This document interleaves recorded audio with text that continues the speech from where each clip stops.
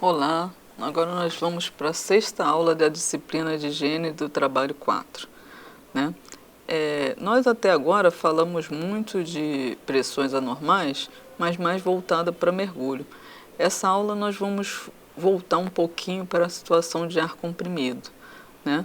Que são trabalhos também que têm sido muito utilizados hoje em dia, né? E que a gente tem também que fazer os procedimentos de acordo, né? Para que a gente não tenha aí pessoas com problema de saúde porque estão trabalhando com ar comprimido, né? Agora, vocês têm ideia do que seria o ar comprimido?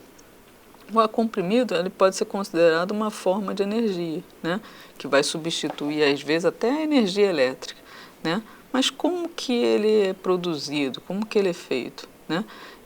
Posso ter a produção deles através de bombas, através de compressores, né? Que eles vão estar fazendo com que esse ar seja depositado num botijão, né? E que posteriormente ele vai passar para algum local onde que ele vai ser utilizado, né? E esses locais às vezes estão bem próximos da gente. A gente tem um conhecimento dos carros, das bicicletas, das motos, né? Que tem pneus.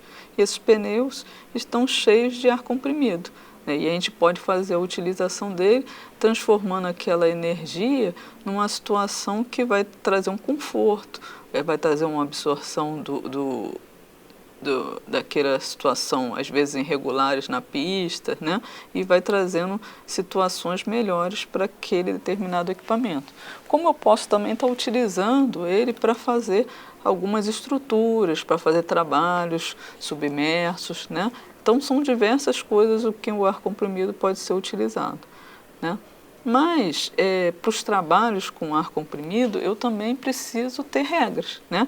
Da mesma forma que eu preciso ter regras no mergulho, eu preciso ter regras no ar comprimido. Aí vamos ver algumas regras que o trabalhador tem que ter. Primeira coisa é que no trabalho de ar comprimido, eu só posso ter uma nova compressão após 24 horas. Não posso ter compressões repetitivas num tempo pequeno.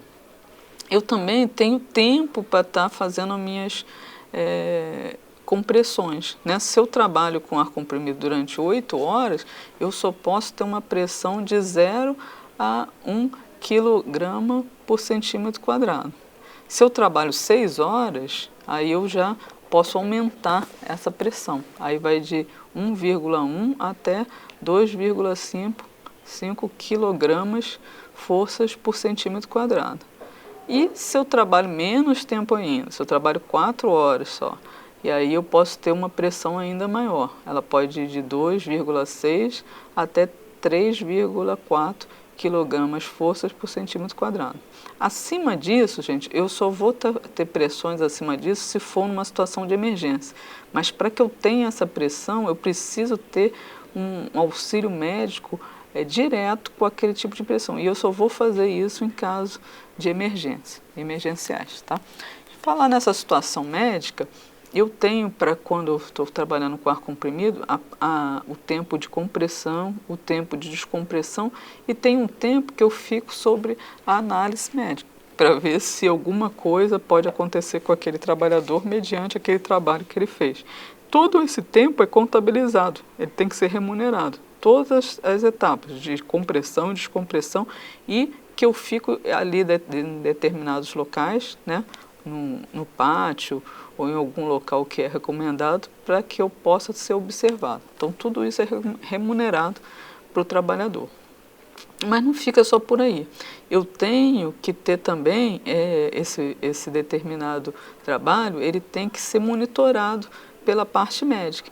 Então, aquela pessoa, aquele trabalhador que trabalha com ar comprimido, ele tem que ter uma ficha individual, que ela vai ser atestada pelo aquele médico que tem qualificação para aquela determinada situação. E esse médico também só vai liberar para o trabalho aquelas pessoas que estiverem aptas, porque aquela que não tiver apta, ele vai bloquear o trabalho daquela pessoa até que aquela inaptidão seja sanada. Né? Para quê? Para que aquela pessoa possa trabalhar de forma adequada. Ele não pode estar submetido a nenhuma situação irregular. E depois que ele tiver sanado isso, ele passa por uma outra avaliação para que ele possa retornar ao trabalho. Então, a gente já viu que as regras são enormes, né? Por quê? Porque é um trabalho que traz transtorno para o organismo. Então, a gente não pode brincar com essa situação. A gente tem que fazer com que aqueles determinados trabalhadores sigam as regras. Quando eles forem chamados para fazer o exame pela empresa, eles têm que fazer o exame, entendeu?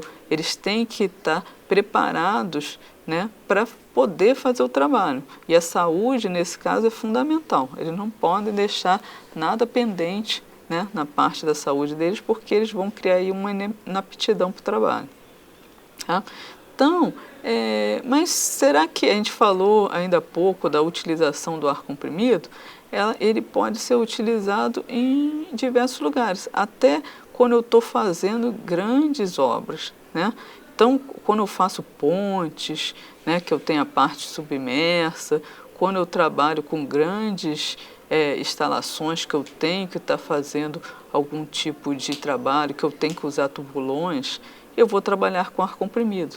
E o que o ar comprimido vai fazer nessa situação? Ele vai, normalmente, estar em locais onde eu tenho pontes, né, ele vai estar tirando a água, né, daquele local para que eu possa fazer uma concretagem, para que eu possa fazer o trabalho. Né? E como que eu vou estar fazendo isso? Porque a pressão que é provocada pelo ar comprimido, ela é uma pressão interna maior do que a pressão da água. E aí eu vou expulsando a água e vou liberando o espaço para que aquela obra seja feita, aquela concretagem ou outro tipo de trabalho seja feito. Né? Então, dessa forma que eu utilizo, e é muito utilizado, só que os engenheiros, as pessoas que estão controlando a obra, eles têm que ter um cuidado muito grande na hora de compressão, de descompressão. Por quê? Porque os trabalhadores estão aí com uma pressão grande e podem ter problemas, da mesma forma que a gente viu lá no mergulho. Né? Então, aí a preocupação é grande e a gente tem que fazer isso de forma adequada, para que a gente não sofra e não faça ninguém sofrer com determinada pressão, né? Que vai aumentar ali todos os riscos que podem estar naquela determinada instalação. Então, quando a gente fala do ar comprimido, as regras têm que ser rigorosas também, os exames têm que ser rigorosos, da mesma forma que a gente viu lá na parte de mergulho. Tá? Espero que vocês leiam sobre esses procedimentos. Na nossa apostila nós temos um esquema, até como que são os trabalhos com tubulões, né? Façam essa leitura, se aprimorem nessa situação e a gente volta na próxima aula, né? Na nossa última aula sobre pressões.